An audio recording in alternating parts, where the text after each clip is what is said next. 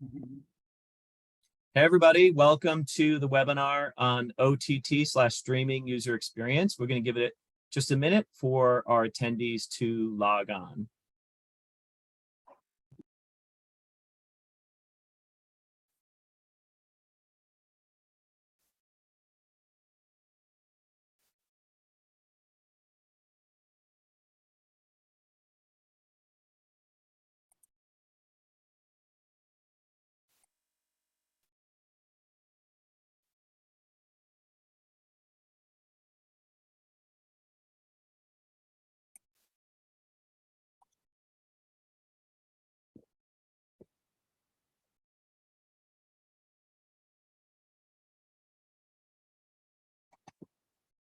We'll give it one more minute.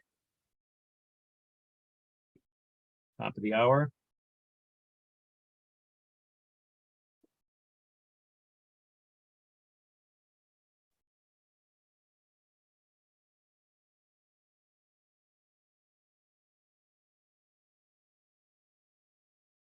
Okay, great. Let's get started. I'm Brian Mahoney, the moderator of this webinar.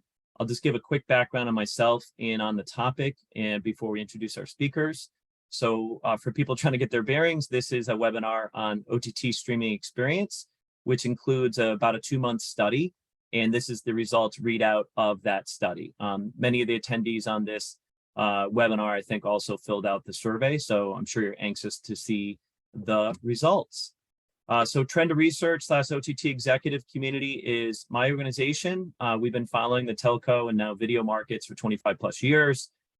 Work with pretty much everybody in the industry, all types of folks, broadcasters, OTT streaming services, cable, MVPDs, virtual MVPDs, integrators, a lot of technology vendors, and doing things like custom research, strategy, ROI models, content campaigns, focus groups, expert witness, and as I said, custom research like this.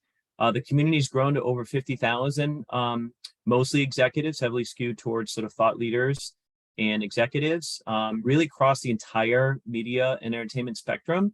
And we have a couple of different social media accounts, the OTT video group on LinkedIn. Highly encourage you to join that. That's 34,000 members. We do an annual summit that's been 2,000 plus executives virtual last couple of years, this year in Tampa, back in person. And we do things like webinars and white papers, and our magazine, which many are familiar with, is moving into a community and a podcast. So that's a quick background on Trend to Research. Let's introduce the other experts here. Welcome, Sean Johnson. Quick intro, please. Hi, so my name is Sean Johnson, former GVP of Global Product and Design at Discovery for Discovery Plus, as well as a prior role. I oversaw all experience design at NBC, NBCU, and really happy to join. I've had about 15 plus years in the industry, specifically around streaming services and OTT. Primary focus is really around product design, user experience, user research, and obviously product development as well. So really happy to join this group. So thank you. Awesome. Sean, welcome. Thank you so much. And for your insights along the way too. Really appreciate that. Jonathan Tate. Hi, Jonathan Tate. I've worked at the intersection of technology and media for the past 15 years across a number of different disciplines, finance, consulting, and most recently strategic partnerships at both Sony PlayStation and Roku. Helping partners in the streaming space get the most out of their platforms from advertising, targeting, and engagement. Awesome. Welcome, Jonathan. Thank you very much. And Pooja, welcome.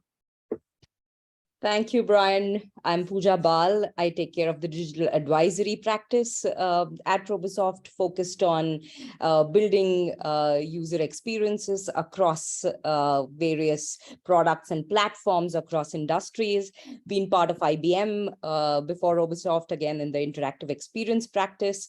I work in collaboration with my design, engineering, and data practice experts, and we are super passionate to create the innovative products of the future. Thank you, Brian. Excited and looking forward to this session. Yeah, and I just want to say a special thank you to the entire Robosoft team. Pooja's here representing the expert group, but there's another half a dozen or so experts that I've been working with over the last couple of months.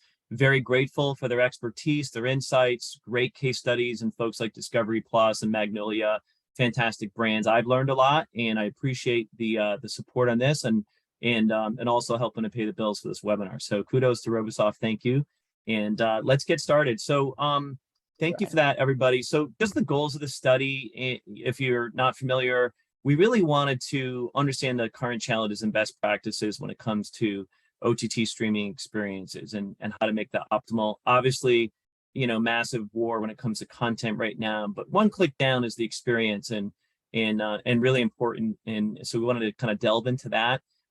There's this sense that their user experience, it can be very transactional, and we wanted to explore the idea of moving to a more engaging emotional experience. What do we mean by that? The user experience, as I said, can be too transactional, functional, focus on things like conversions of visits to subscribers or viewers, payment, gateways, title selection, subscriber management, all really important tools, but in and of themselves can just be sort of stovepipes without the sort of larger experience tying them together. And so that's why we wanted to focus on how do you get to emotional experience, which is really more transformative, turning these pain points into more joy points, and really creating an emotional connection to the service and to your brand. So that's sort of our bias. That's kind of how we started thinking about this. And we wanted to tease out these concepts through this survey. So what's the focus of this study?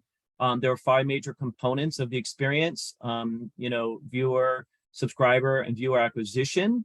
By the way, we'll use the term subscriber and viewer interchangeably. Obviously, for SVOD, you have subscribers. For pretty much everything else, you just have this concept of viewers.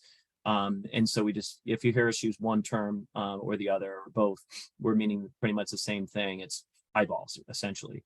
Content discovery, once you get them acquired, how do you serve up the right content for them? How do you keep engaging them, keep them on your service, your app? Retaining them, whether it's subscribers or returning viewers. And then finally, ultimately, none of this works unless you can make money on it, so monetization. Most of the focus here is media entertainment, but there's a lot of lessons learned across other industries as well. So we welcome folks from outside of media and entertainment. So let's jump right into it. Just the background on the survey itself. We had over 110 and close to 115 responses, some bogus data in there, incomplete. So got it down to 97 verified responses, really representing a cross-section of the entire media and entertainment industry. We did allow vendors and consultants, tech vendors and consultants, to respond on behalf of their clients. That represented about 29% of the responses. But the vast majority are still from, directly hearing from the OTT services and apps themselves. Here's some example logos for our responses. As you can see, it's all the major players that you'd expect, but really a real good diverse mix of, mid and smaller, even startups as well, and international brands. We've got sports brands in here. We've got, specific niche communities. We've got some, big powerhouses. We've got aggregators and virtual MVPDs. Pretty much anybody you'd expect that sort of has a tile out there, responded in some way. So we're really, really encouraged by the feedback we got on the survey. Okay, so we're going to jump right into the first question here. This is how it's going to work. I'll just do a quick highlight of the bar chart and then turn it over to our experts to kind of weigh in. So first question we asked is, how do you get your customers? How do you get your viewers? Viewer acquisition. How do you rate yourself in terms of your competencies in that space, in terms of building a good viewer acquisition experience? And interestingly, first question, was a big meh, average. And this, of all the survey questions, this is the highest percentage of folks responding average.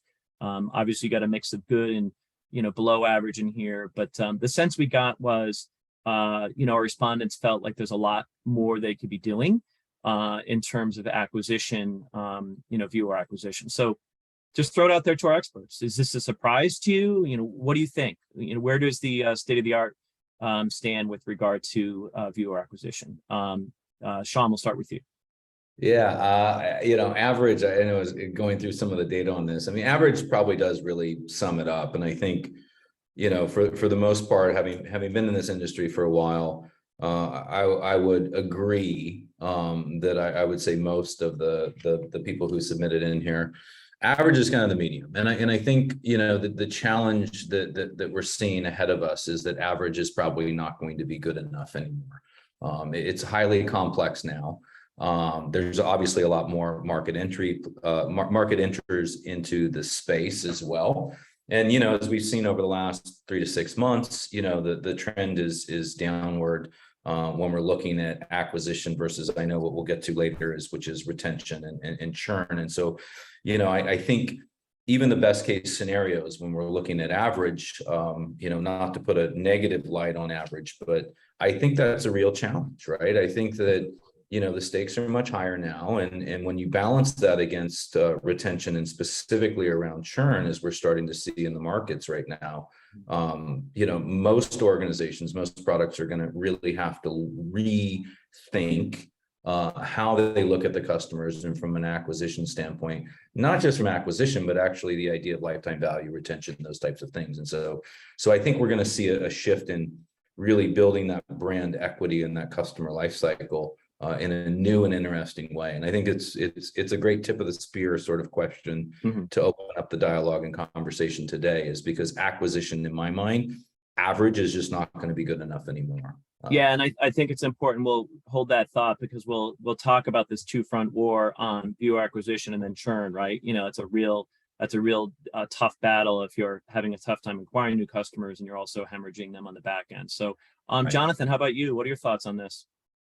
Yeah, I mean, I can relate to all of the challenges that the respondents articulated, but I would suggest that making sure that you're using all the tools at your disposal already. I find in a lot of the partners that I've dealt with that they're not actually using all of the tools, whether it's self-service, search integration, socials highlighted here, knowing where your audience is, how to reach them, and how to engage them to bring them into your content and telling a cohesive story across all the different platforms.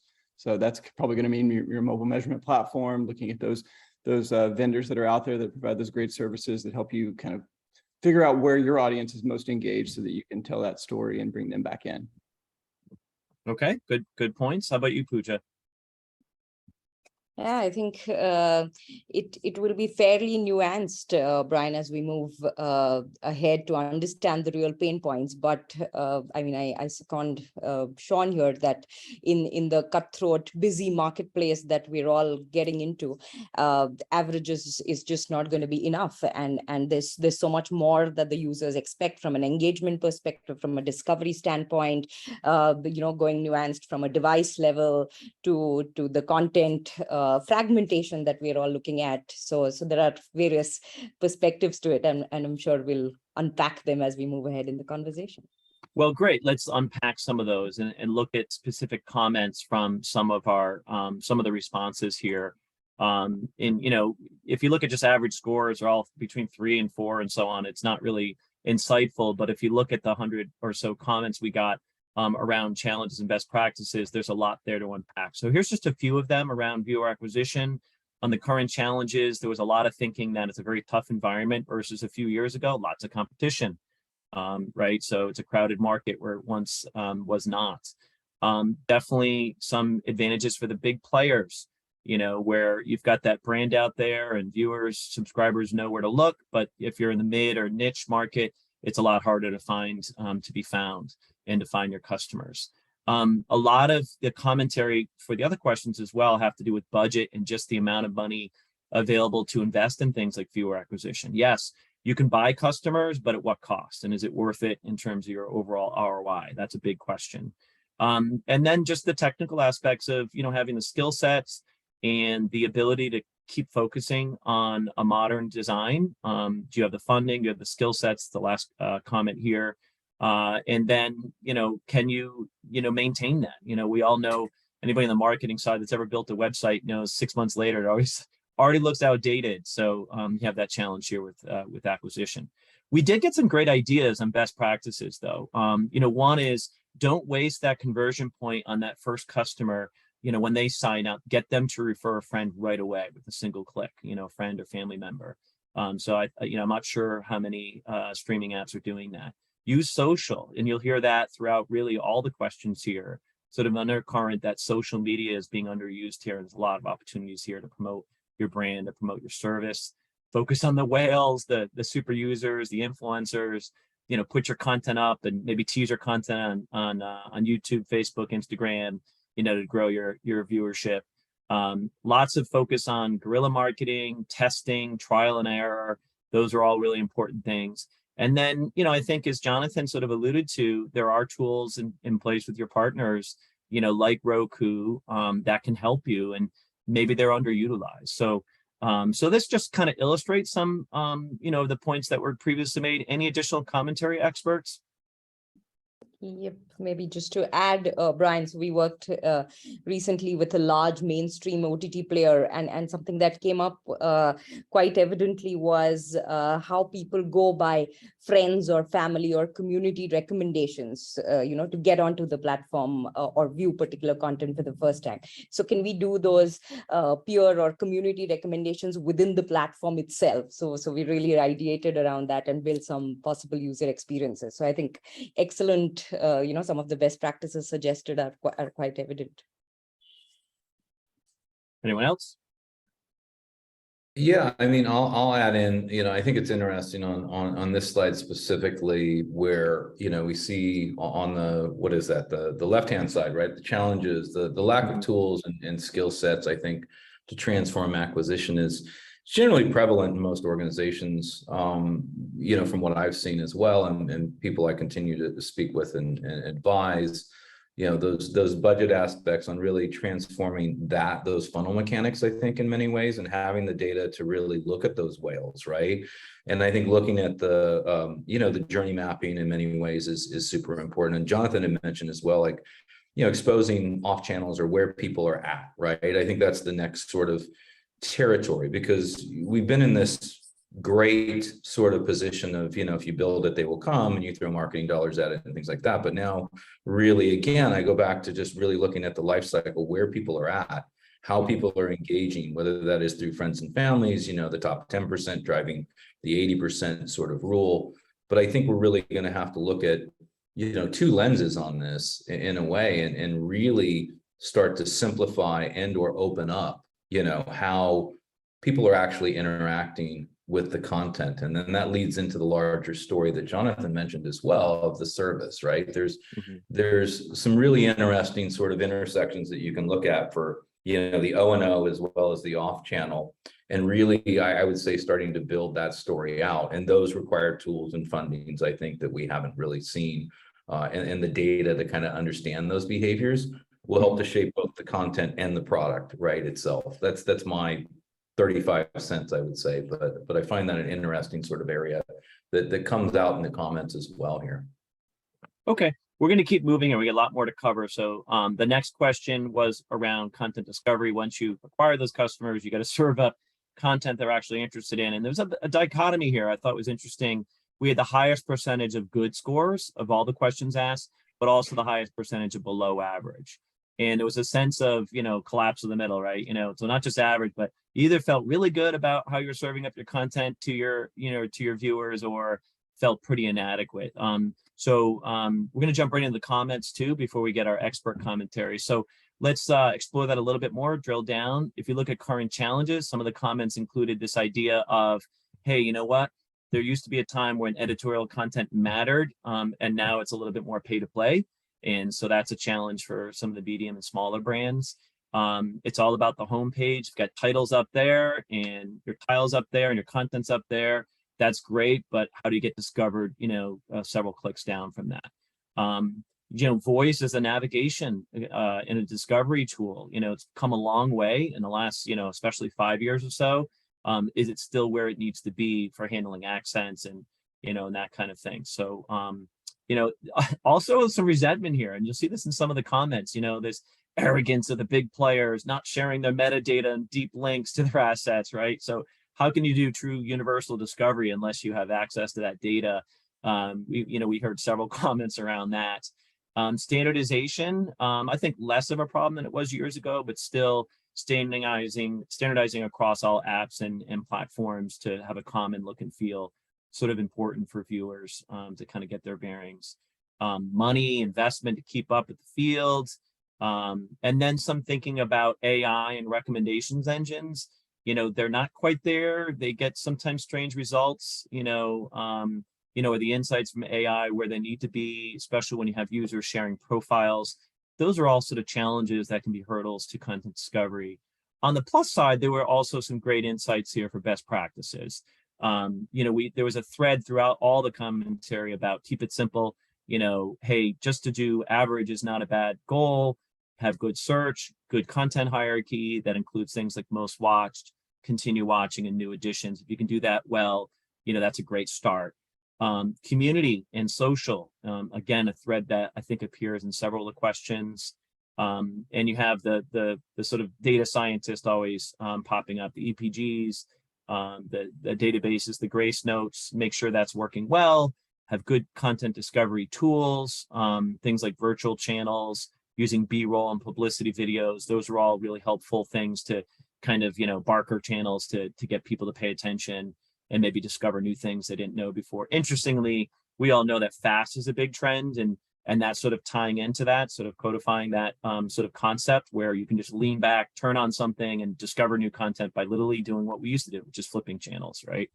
And then some of the science and the data coming together in terms of mood finders.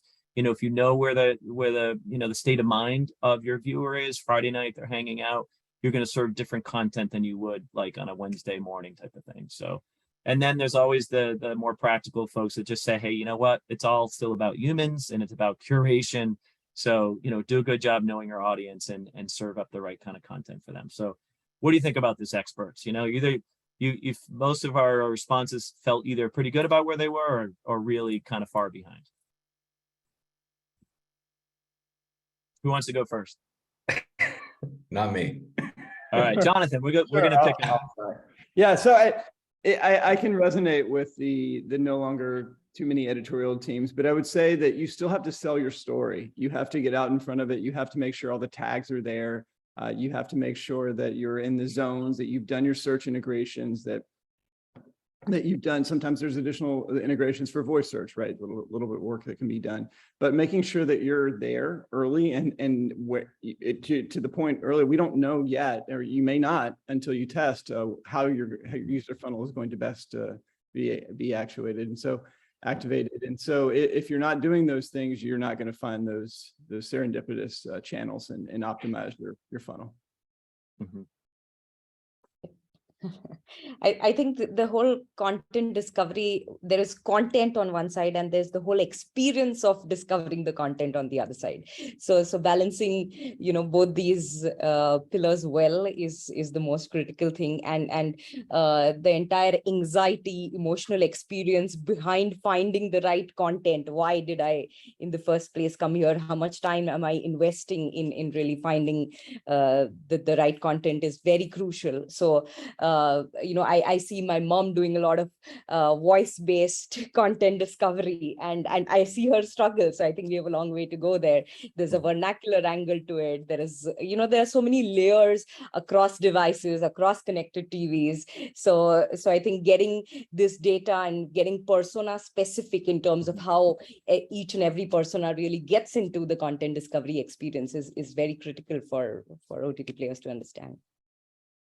Yeah. I mean, it also. Go ahead, Sean.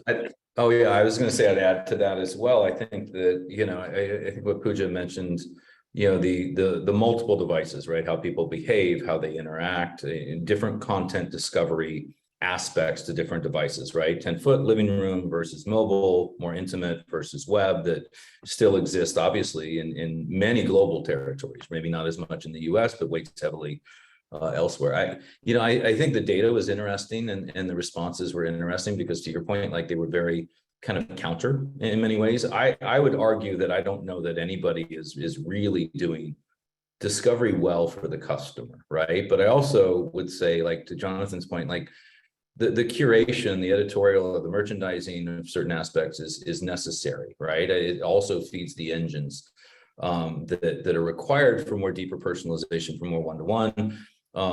Tacking onto that, nothing sort of outweighs like personal sort of attitude and attitudinal sort of areas and mood. We had a long way to go, I think, right? It's the behaviors are are there, but the engines, as you see in the current challenges, AI is not there yet. I would say even personalization is not quite there yet. It's very rote. And, there's depth of library again, right? 10% is being driving maybe 80% of the views, because what people see is what they get. So we used to have a tenant that was, get you to the content you want, start watching it in under 7 seconds. And I think things like that help to resonate around the customer in a way of like, what do you need to do across these devices? What does the personalization engine need to do? How does AI need to function and work?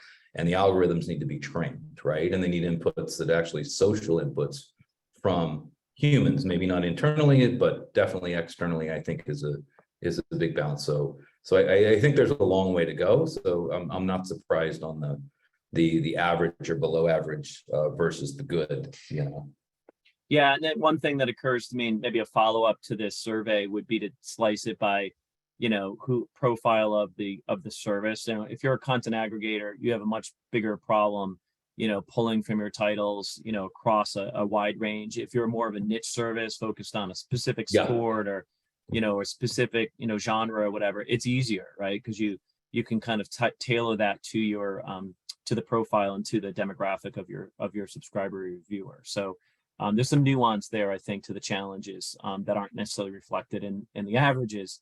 So let's move on. Great insights. Thank you, experts. And by the way, viewers, please, if you look at the bottom middle of your screen, there's a Q&A tab. Feel free to plug in your questions. We'll try to get those towards the end of the webinar. So please feel free to post those in there. So we're going to go on to the next survey question, which was around engagement. So once again, you acquire your viewers, you serve up good content that they want, and now you have to keep them engaged, which means a lot of different things, and we'll get into the metrics there. But this was interesting because we had a tie for the highest in terms of far superior, 15%, and overall, over 50% with good and far superior, but still outweighed by the highest below average score. So again, you've got this dichotomy to those who feel like they're failing and not doing enough, and those that feel, pretty confident that they've got their subscribers and viewers engaged. So let's dig into some of the commentary here on current challenges and best practices. If you look at engagement from a challenge perspective, there is a sense that, hey, you know what, they all look exactly the same, which is funny because one of the earlier comments was we need to standardize the look and feel across platforms and devices, and but then it can look generic from an engagement perspective. Challenge, can you engage viewers across that additional device? Maybe you got them on mobile, but now you want them into the big screen, and that could be a great metric to have them leap and make it into the home type of thing, the home experience. Data analytics, common thread across a lot of these questions. Do you have that working effectively across devices? Are you doing what you need to do for community experience? We have a trend of watch together, recommendations, sports and stats and fan experiences. There's a lot of opportunities, maybe missed opportunities, this commenter makes in sort of taking advantage of the state of the art there. And then, at the end of the day, and you'll see this comment, I think pretty much for every question, we need to serve better content, frankly. And if you have content. If you've got good content, they're going to be engaged. If you don't, they're going to wander, or they're going to consume, whatever they want and then move on to the next service. So those are some of the challenges. Again, some great insights on best practices. There's some around community here and social, engaging viewers, connecting them with friends and fans. That's a great way to keep them more engaged because now it's them and their friends and family. Social TV, create a forum there. So that those all kind of point towards social and community. Keep it simple, stupid, simplistic design, allowing the user maybe to customize their own channel listing would be helpful or best practice in this person's mind. Data, collect the data, review it continually, triangulate, compare that to user interviews. That's an interesting insight. And then finally, looking at your KPIs, and this sort of goes into the data thread, you got to be disciplined. You've got to have that science aspect to be profitable. You can't just throw spaghetti against the wall. So kind of all over the place, but what do you think, experts? Some good insights here in terms of best practices for engagement. Pooja, we'll start with you this time. Sure, Brian. Yep. So I think really interesting points. And I see a lot of experimentation on the engagement side, really, Brian. There are some fascinating KPIs coming across the way these are being measured. I have a lot to say on engagement, especially for the live streaming content. There is so much being done around gamification, around immersive experience. And that just opens up a whole new sort of paradigm shift in terms of the engagement. My only sort of worry there is I think we are not going very organic in terms of engagement, but it's a patchwork. We're just focusing on, a disconnected, a decoupled engagement as compared to what the core value proposition really is. So there's, I really see an exciting experimentation there, but connecting it to your core value proposition is something that I would want to push the envelope on. Good point. Good point. How about you, Sean? Yeah, I think engagement's always right. It's always it's kind of the canary in the coal mine, right? It's going to go in. I know we'll talk about churn as well. It's a big sort of issue, but it's like, I think engagement, frequency, those types of things are areas that everybody's kind of challenged with, right? And I think on the challenge side, you see the data analytics, you see the aspect of viewer engagement on additional devices. I agree. Depends on the business model, I think, on how different companies and products are really defining the importance of engagement, right? Versus subscribers versus things like that. But I think it's becoming much more of an area with the subscriber and the viewer. I think I'll echo what I think Pooja's mentioned as well, which is those live experiences or those unique experiences. I think I've seen personally, a lot of data about not just the frequency, but keeping people engaged, moving them kind of through and finding other areas, then going back around with discovery, right? So you got to look at those three areas in a way of like, how do you keep people engaged? How do you keep the frequency in place? And how do you look at the data, I think, to find those really interesting sort of intersections of behaviors. Gamification's one. I think it works for some, it doesn't work for everybody. But there's like, the additional kind of live and/or companion sort of relationship experiences we are starting to see kind of pop back up a lot more with the fan experience and those whales. So I think there's some interesting areas in here, and I think it's going to redefine how KPIs are kind of being measured in this area for the subscriber viewer experiences. Yeah, I'm thinking back to something Pooja said in one of our prep sessions, but really around knowing your audience and knowing your content and marrying them in terms of a user journey.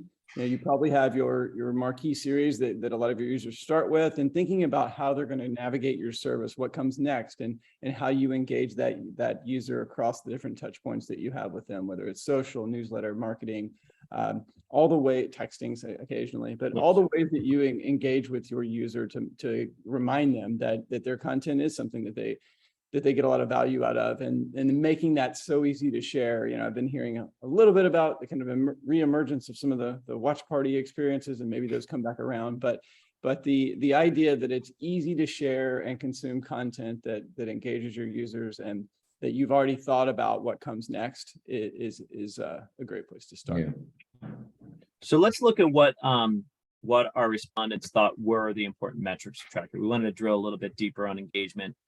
So this is what they responded. Almost 70% said hours watched. That's sort of obvious. That's how you monetize. You want to keep them. The longer they're on, the more money you make, the more engaged they are. Visit frequency, also important. That's a second. And then, subscriber or viewer growth, which is, probably an important, Wall Street metric. Are you growing? Are you churning? Where is that going? So those are sort of the top ones. Down sort of closer to the bottom, average revenue and so on. Those are all important for monetization.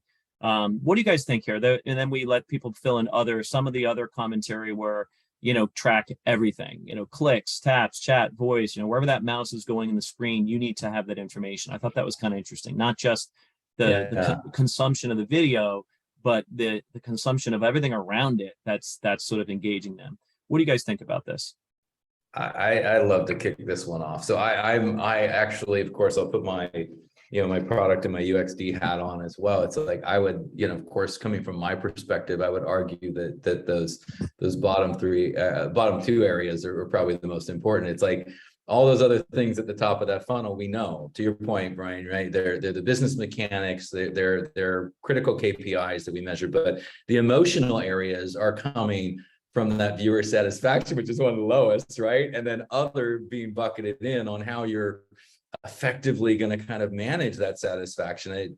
I would argue that those are the two most important areas to really be looking at to move the threshold of let's say the top 5, right? Which are critical to the investors and critical to the street and all that. But it's like, fundamentally, I think there's a disjoint that we're missing the people that we're actually serving, knowing that there's content involved with that, knowing how people are coming in and all the experiences. But it's like, those areas at the bottom are critical for your longevity of your brand and your product. And I wonder if we've gotten too Wall Streety, right? We're kind of focused on these benchmark metrics like hours watched or whatever, and forgetting about like viewer satisfaction. It's a basic thing.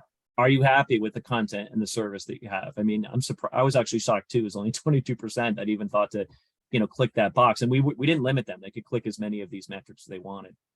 Yeah, so I'm just like, and I don't want to go on and on about it, but it's like that viewer satisfaction again. It's like, if that's the least important, and we're talking about building relationships and experiences, knowing the content, these are vessels for content, right? There's acquisition funnels, there's all those things, and we're minimizing that space, whether it is on platform or off platform or part of the whole CX journey. But I gotta say it's a little challenging for me to look at that bar being so small on the importance, so that's my other thoughts from our experts. We need to keep moving along, and we got a lot more to cover, but other thoughts, any surprises, or what do you think, Jonathan, Pooja?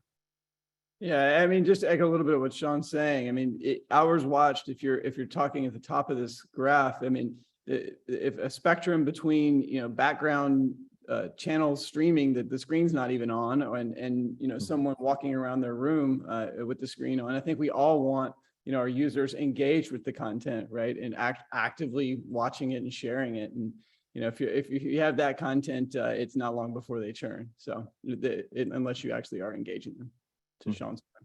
Yeah, I think it just shows, Brian, a right balance between some of these lag and lead indicators that we are measuring. So what the cause and effect, the outcome measures that we really have. So, I mean, something like hours watched, I really wonder if it is going to drive any engagement metrics there. So there's a lot of, balance that is required on both sides, on the effort, the cause, and the effects as well. Yeah, and Jonathan, your point about passive watching versus active watching is a good point. I mean, how many times we put something on? I mean, I get great naps watching Major League Baseball or golf, right? Am I really engaged? So this idea of real interaction, the clicks, that's a real investment of time and energy, doing something, engaging with the service. So, all right, we're going to move right along. So great insights there. Thank you. Now we're on to, again, we wanted to ask another kind of deeper question about a larger theme around emotional connections, emotional experiences around this concept of engagement. Now, this was interesting to me because we had a lot of kind of self-reflective, self-critical commentary on some of the earlier responses. But then when I asked an open-ended question like, hey, how do you feel like your emotional connection with your brand is? Everyone's like, it's fantastic. We've got the highest combined, positive scores and good and far superior. So it seemed like a little bit of a disconnect to me. Like they feel really good about this emotional connection, but some of the functional, the building blocks are not quite measuring up. What do you guys think of this? Yeah, look, I think, this is another one that's interesting. Everybody, I think wanting that. I think if we're looking at brand, right, and you're looking at various brands, sure, there's a deep sort of, emotional, let's say, connection to those services and some very loyal audiences, especially in the ones that are part of the participants as well here.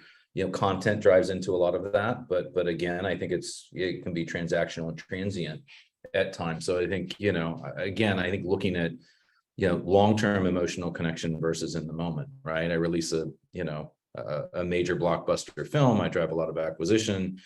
I have certain types of content that are great drivers and people say, I love that. But going back to the previous of that engagement, I'd love, again, seems like there's a disjoint a little bit on, how do you work on the long-term sort of value of these brands and exposing these services in a way that is beyond the content, right? And I think that's maybe the what I feel is probably missing here a little bit, but you know.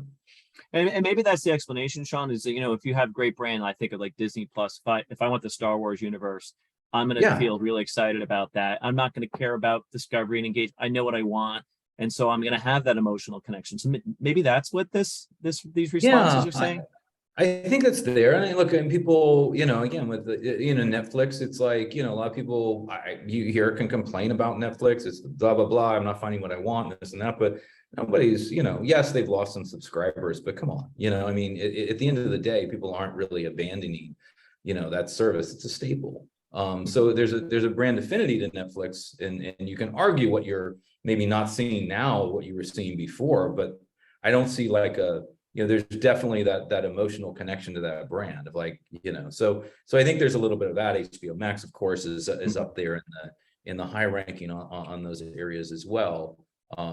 Again, I go back to like, what is the longevity of these streaming services? Where are they going to be at in 5 to 10 years with the impact, and how are you going to retain that beyond, let's say, the catalog or the tent poles that you're pulling in, right? Do they survive that? I think that's the challenge.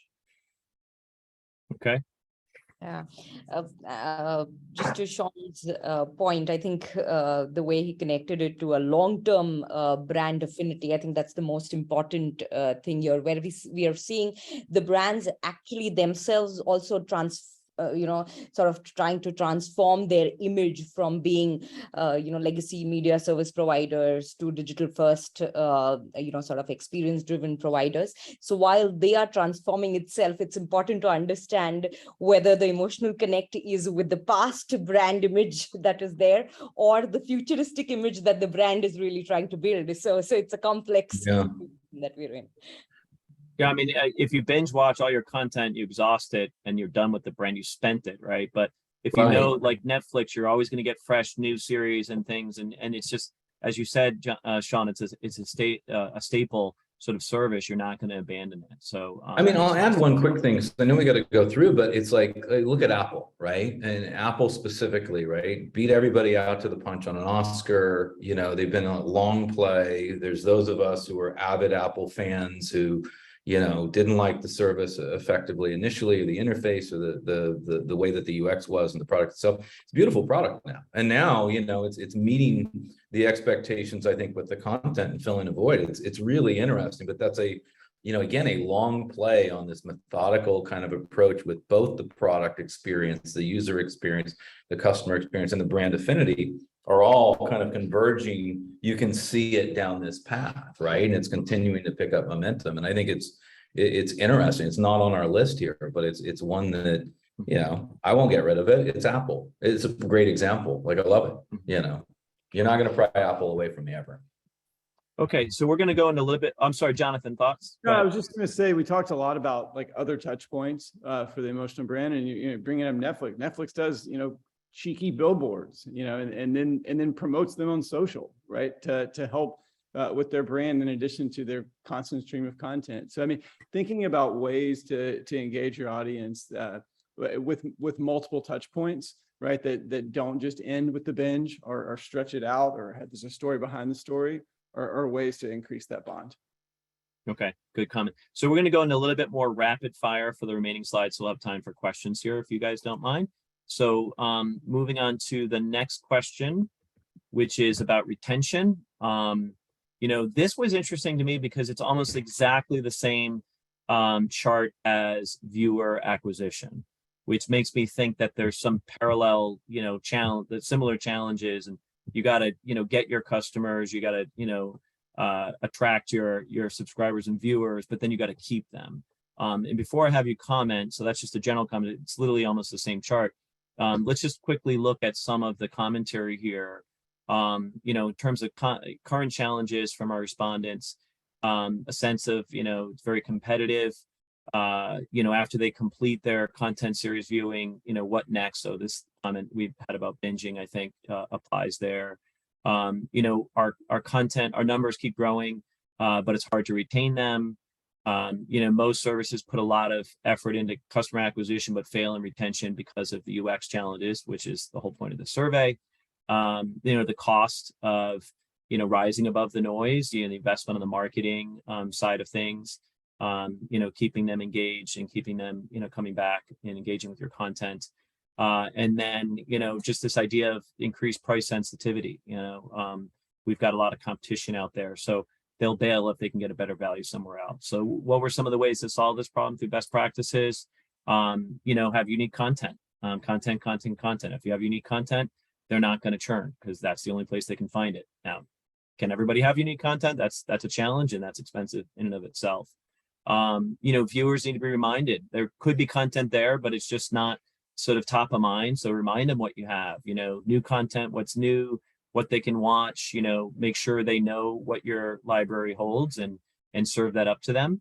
And then, keep it alive. Once you capture them as a viewer, to retain them, you've got to do things outside of just the service, email and social and text and newsletters, keep them up to date, make it part of the community.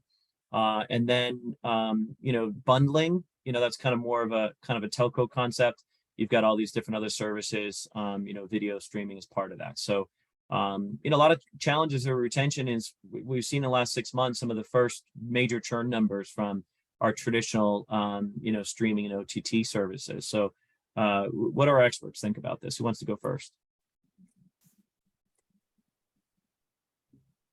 Yep, I can take up in terms of, starting with the bundling or the ecosystem play, going out of the comfort zone. I mean, the whole audio streaming opportunities, the podcasts, the edtech, sort of ecosystem play there, or going with a B2B model, possibly where there are players that are looking at a specific use case across enterprises. So I think the ecosystem plays is very critical here, because you're not offering a single service here, but taking care of the overall user need in terms of content. So I think just broad basing it is essential for an retention experience.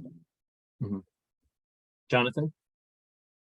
Yeah, I think we are seeing some of the rebundling, right? Whether it's like mobile or broadband or fiber providers coming together, and some of them are going to be interesting opportunities for the right players. And we've talked a lot about all the other touch points earlier in this call, so I don't want to belabor those, but it really is about block and tackle.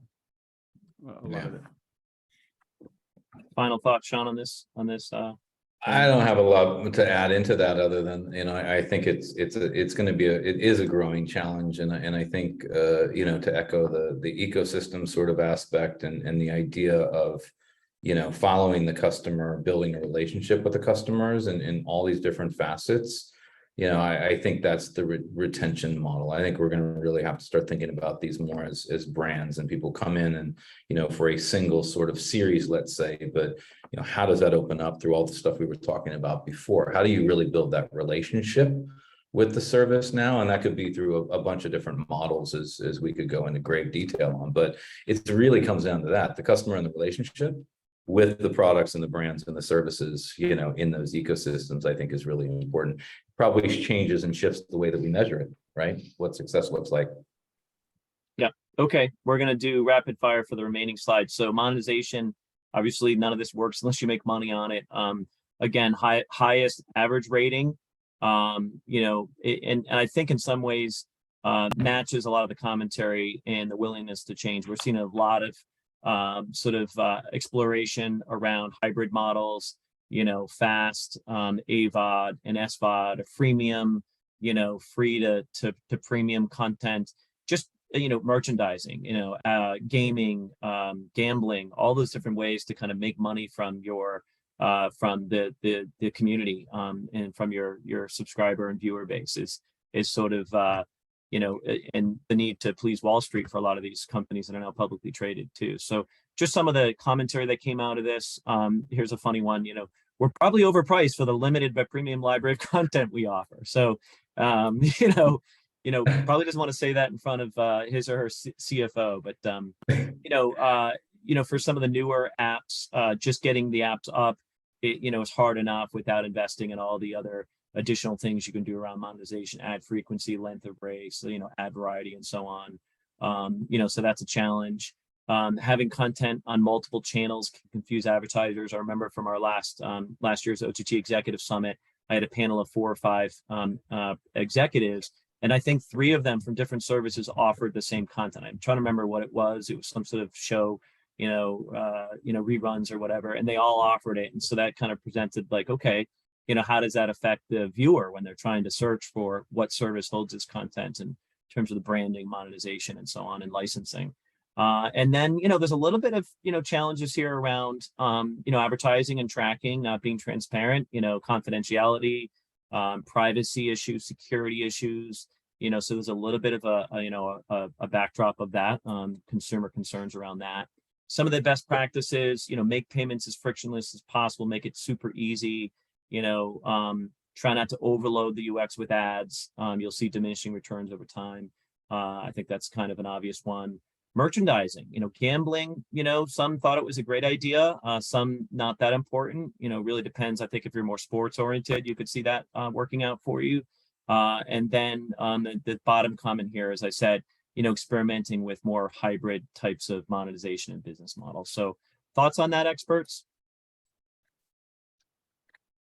I think all of us have experienced a lot of subscription fatigue. So the T word comment I found was interesting, Brian, where pay as per view, that makes it far more convenient on accessibility across devices. You don't have to plan up front, so it is very mood centric. So I see a lot of growth in a TWAD sort of model.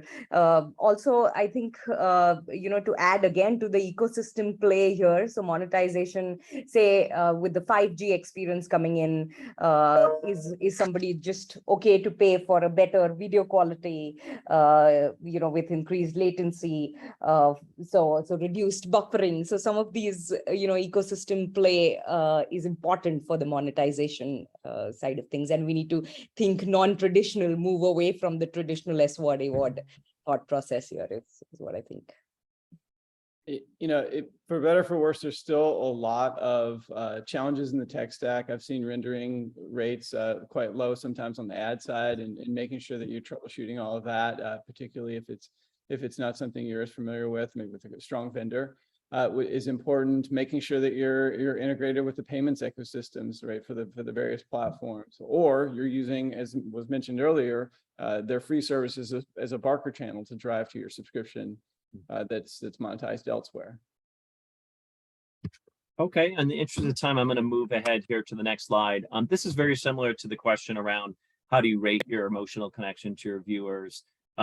People, is the high 55% rated their overall service favorably. Again, sort of belies some of the sort of average, self ratings for some of the other questions. But I think this might also parallel some of the questions, some of the commentary we had around, maybe some of the piece parts of the overall experience aren't great, but we're there for the content.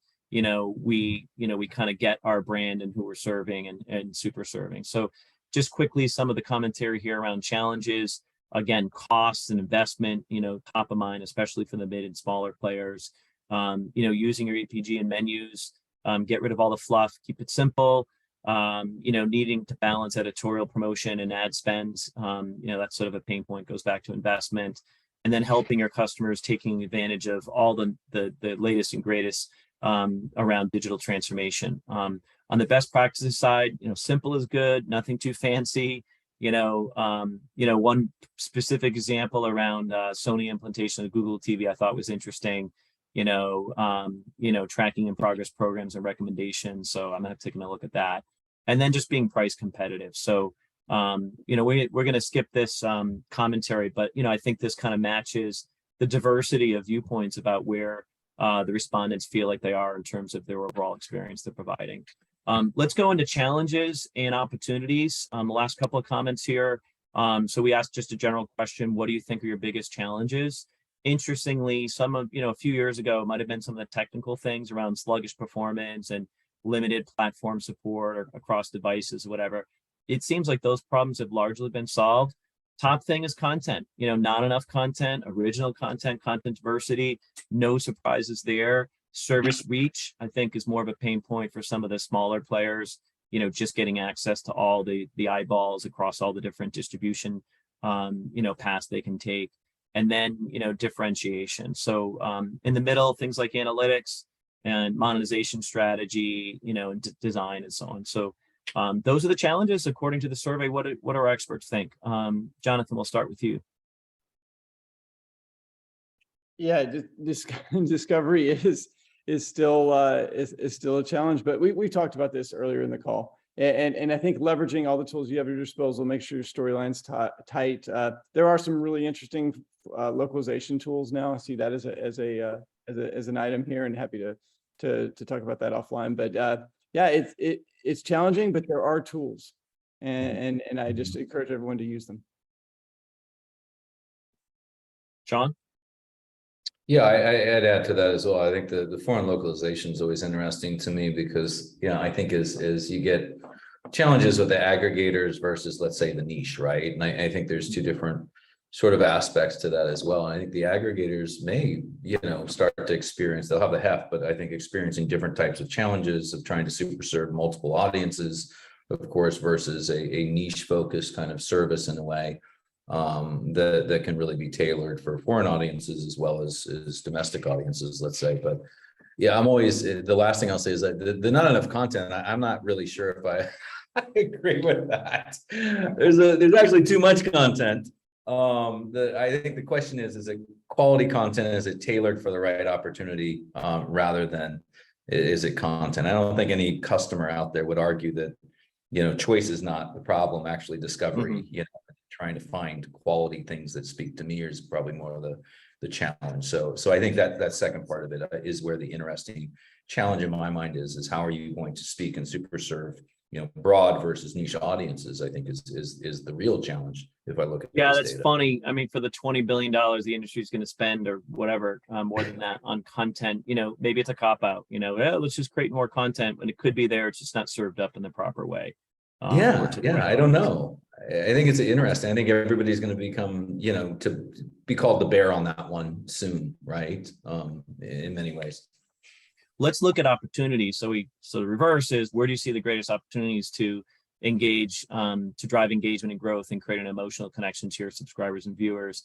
Social popped up, really at the top. And I think a lot of the little comments we've had across all the other survey questions mention social, for acquisition, for discovery, recommendations, fans, community, all of that ties into social and community. So it was interesting that sort of popped out.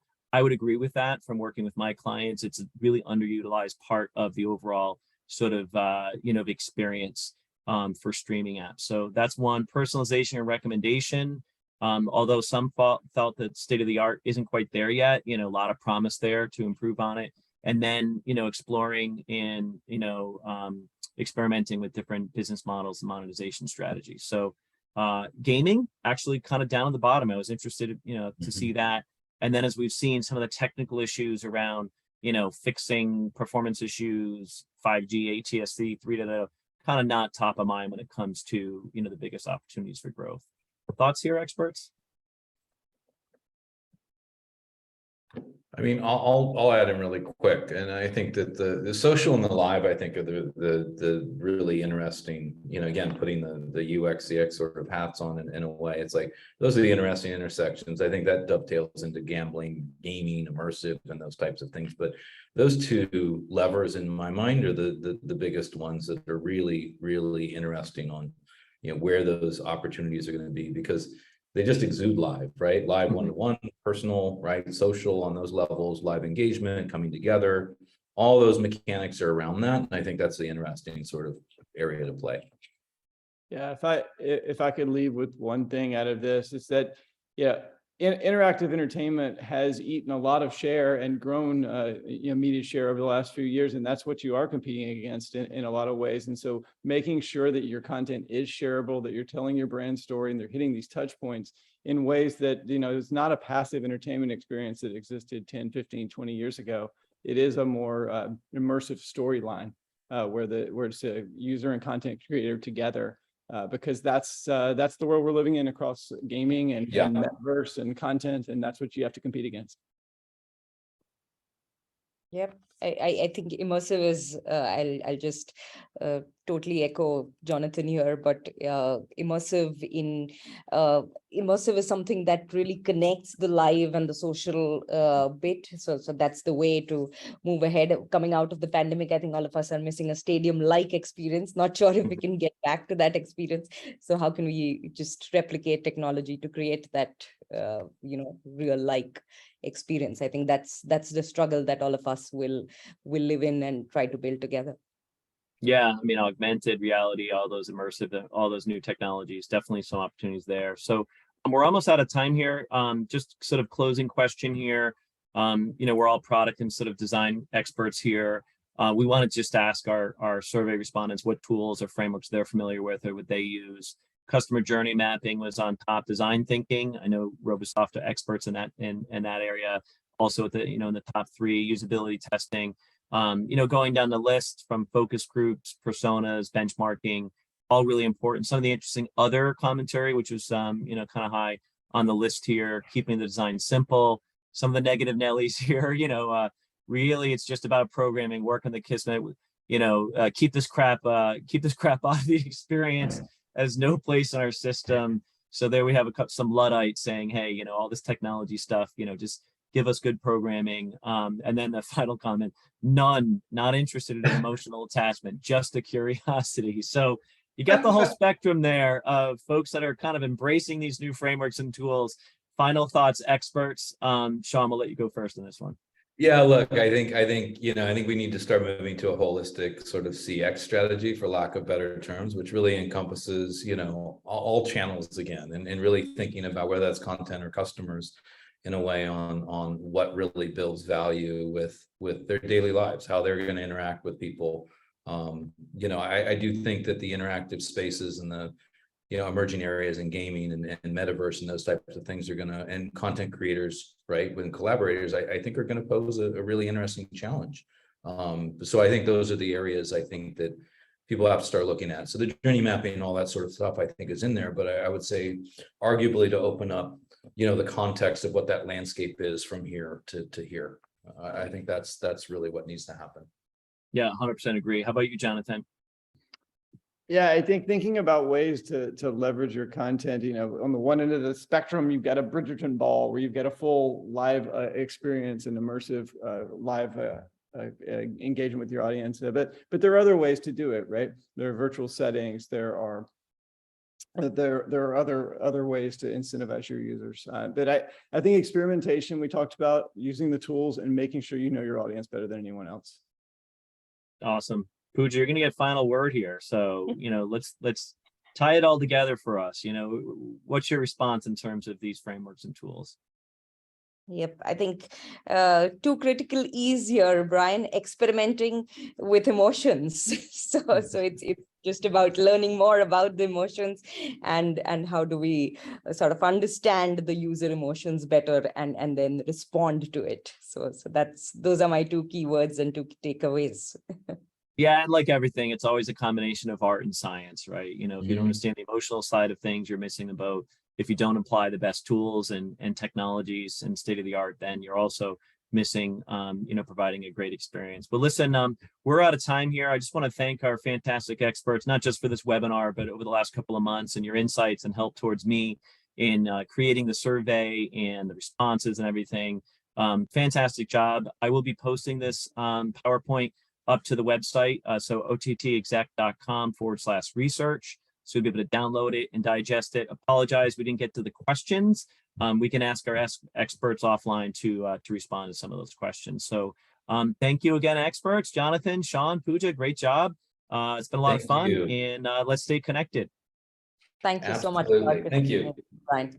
Take care. Thank you. All right, everybody. Thank you, attendees, for sticking with us. Have a great day. Signing off.